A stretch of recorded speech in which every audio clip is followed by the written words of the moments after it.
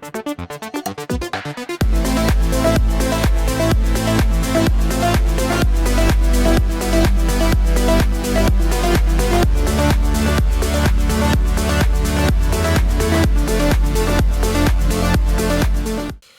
à toutes et à tous et merci de nous retrouver pour un nouveau numéro de 100% Quintet. Nous allons étudier l'événement de ce dimanche 23 août sur l'hippodrome de Deauville, avant-dernier week-end, avant la fin de ce meeting estival sur la côte normande et un programme riche de 8 courses en ce dimanche avec des groupes, plusieurs groupes, de groupe 1 notamment, le prix Morny et le prix Jean et Louis Romanet, mais nous sommes là pour étudier le quintet.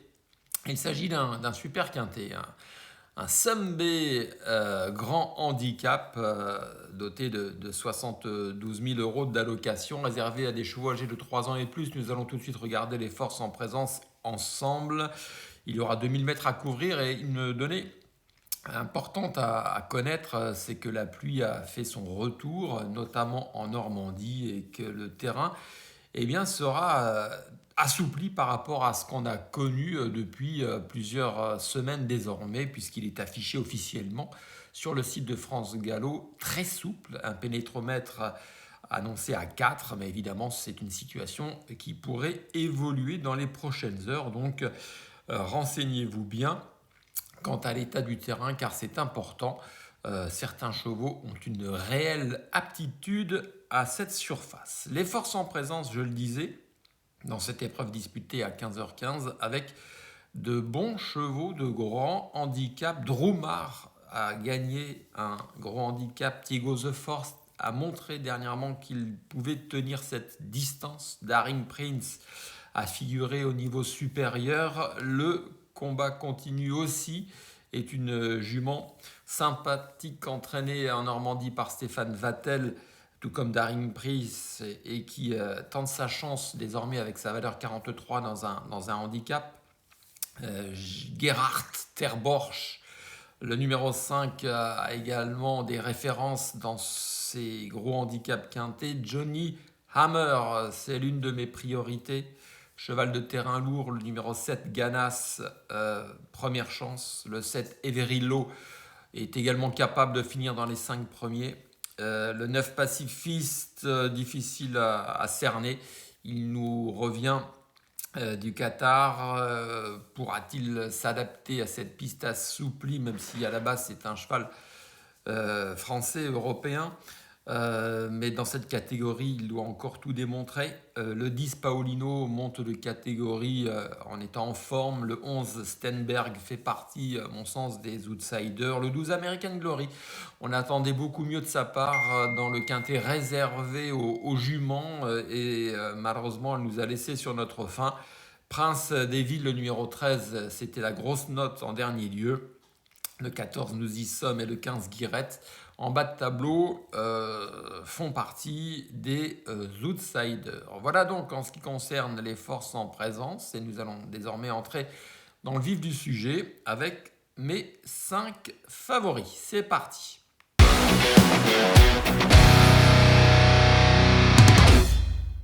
Alors, j'ai décidé de faire confiance dans ce quintet à Prince des Villes, qui porte le numéro 13 associé à Michael Barzalona, au poids de 54 kg, puisque Michael a dû prendre une livre supplémentaire pour pouvoir lui être associé. C'est certainement un signe, mais on regarde une course de référence le concernant. Eh bien, c'était une course de référence par excellence disputée le 4 août dernier à Deauville. Caramelito s'imposait d'une rue, on est d'accord, mais Johnny Hammer, Kazakh Vert, terminé 3e, Thiego The Force 4e, Ganas 5e, Gerhard Terborch 6e, Everillo dans son sillage, et Prince des Villes, la Kazakh bleue, qui côté corde, malheureusement, vous le voyez, n'a jamais trouvé le passage, et qui aurait certainement lutté pour les premières places si ça avait été le cas. Alors évidemment, c'est une perf qui nous permet à la fois de savoir que le cheval est bien physiquement, qu'il est compétitif à ce poids-là, sur cette distance, un terrain assoupli qui ne devrait pas le déranger par rapport à ce qu'il a montré ces derniers mois. Donc voilà, je le répète, associé à Michael Barzalona au poids de 54 kg, corde numéro 5. Bon, je serais déçu de ne pas le voir finir dans les 3 premiers. Et évidemment, je l'ai placé en tête. Autre cheval qui m'a surpris l'autre jour, je l'attendais, et j'attendais surtout les terrains lourds. Et Johnny Hammer, eh bien, la dernière fois, sur la course de référence que vous venez de voir, a remarquablement couru. Il a montré donc un regain de forme alors qu'il n'avait pas son terrain de prédilection.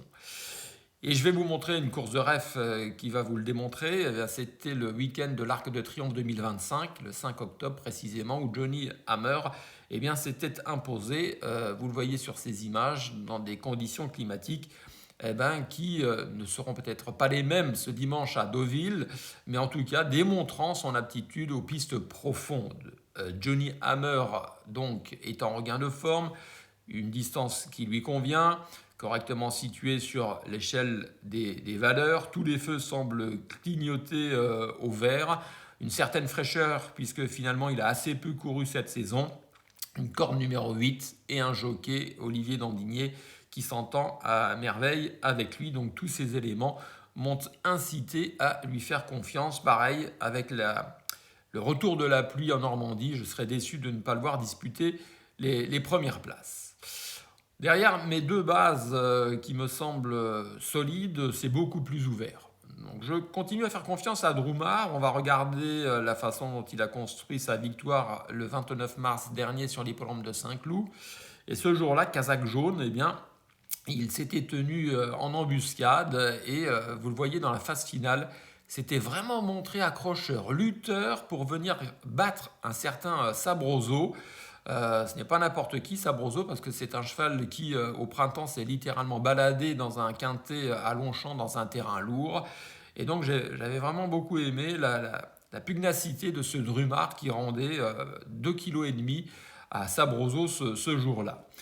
Donc Drumard, depuis cette victoire, a fini 3e d'une classe 2, a fini 5e d'un quintet le 31 mai dernier sur l'hippodrome de Chantilly. C'était le grand handicap de Chantilly où ce jour-là il s'était très bien comporté. Gerhard Derborch terminé 2e. Donc voilà, certes sa marge de manœuvre évidemment est réduite. C'est le top weight, il devra porter 61 kg, mais c'est une chance. J'enchaîne avec mon quatrième favori, le numéro 2, Thiego The First. Écoutez, la dernière fois, je ne savais pas s'il allait vraiment tenir la distance. Il l'a montré. C'est un cheval régulier qui est dans sa catégorie, qu'il fait partie d'un entraînement en forme, celui des époux Brandt. Et une petite statistique le concernant pour vous rassurer. C'est un cheval qui a couru dans plusieurs catégories vu sa valeur intrinsèque, mais dans les gros handicaps, il a 100% de réussite dans les 5 premiers. Alors pour l'instant, il n'a pas encore gagné, mais il a couru à 3 reprises et à 3 reprises, il a terminé dans la bonne combinaison. Donc c'est tout de même un élément à prendre en considération. Et je terminerai mon analyse avec le numéro 7, Ganas, qui, on va regarder une course de référence, avait remporté un gros handicap le 13 juillet de l'année 2025 sur l'hippodrome de Paris-Longchamp. C'était le handicap de la fête nationale où il s'était donc imposé plaisamment.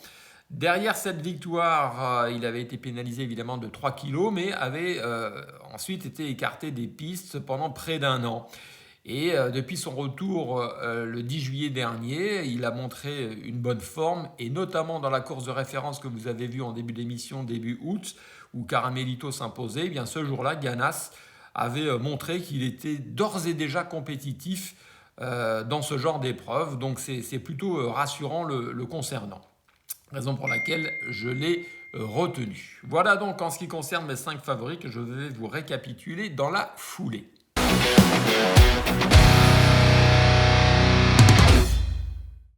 J'ai donc décidé de faire confiance au numéro 13, Prince des Villes, au numéro 6, Johnny Hammer, au numéro 1, Droumard, le numéro 2, Thiego The First, et puis le numéro 7, Ganas. Il me reste à vous conseiller un cheval à suivre au cours de cette réunion 1 à Deauville, c'est le 603, Simancas, l'entraînement de Nicolas Gilbert en super forme, malgré un petit effectif.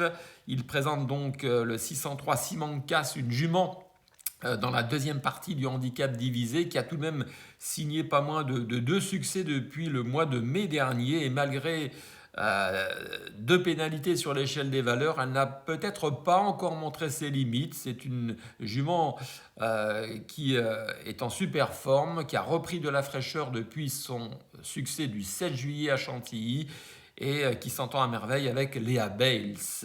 L'assouplissement du terrain ne va pas la déranger, donc des atouts qui m'incitent à lui faire confiance dans un handicap, évidemment, inutile de vous le dire, très ouvert avant le coup. Voilà, c'est fini. Merci de votre attention et de votre fidélité à notre émission 100% Quintet Plus. Bon jeu à toutes et à tous et à très bientôt pour de nouvelles aventures. Bye bye.